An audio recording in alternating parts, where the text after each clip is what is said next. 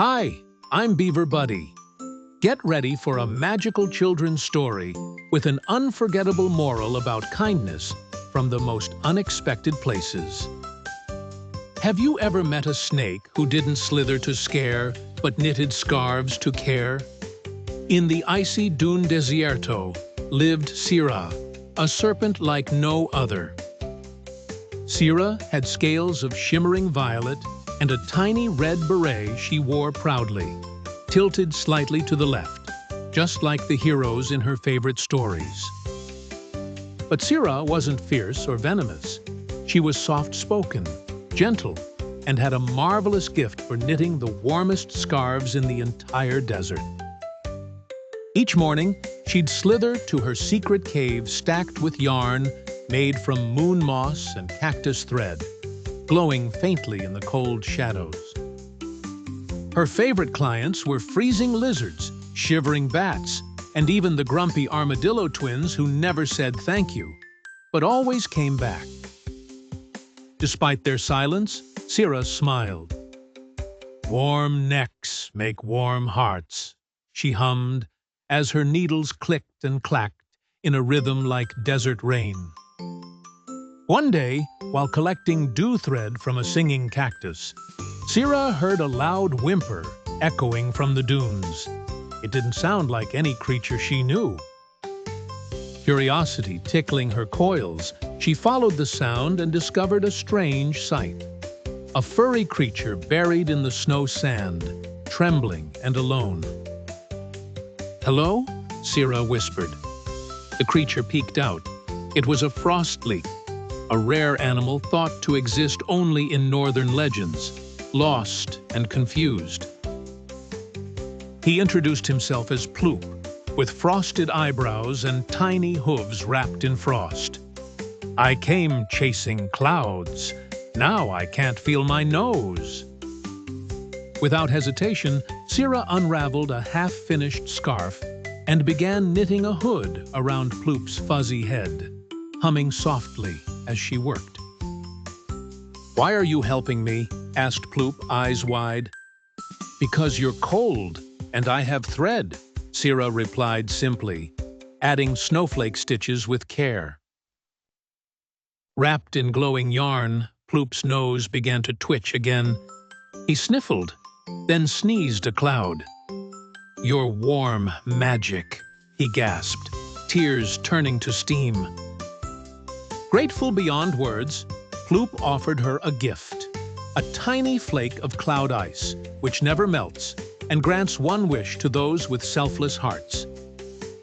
Sira blinked. "A wish?" she whispered. "Anything." But she tucked it in her yarn basket and continued knitting for creatures who needed warmth.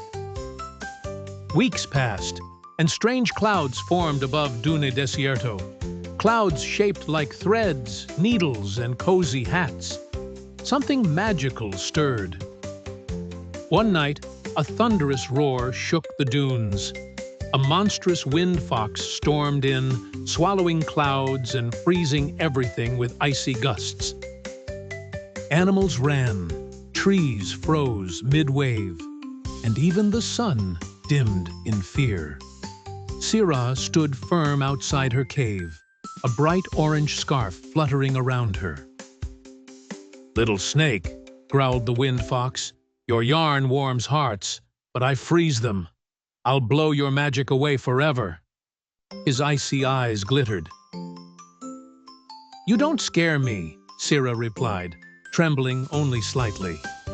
"If you must blow, blow into this," she offered, holding out her biggest scarf yet.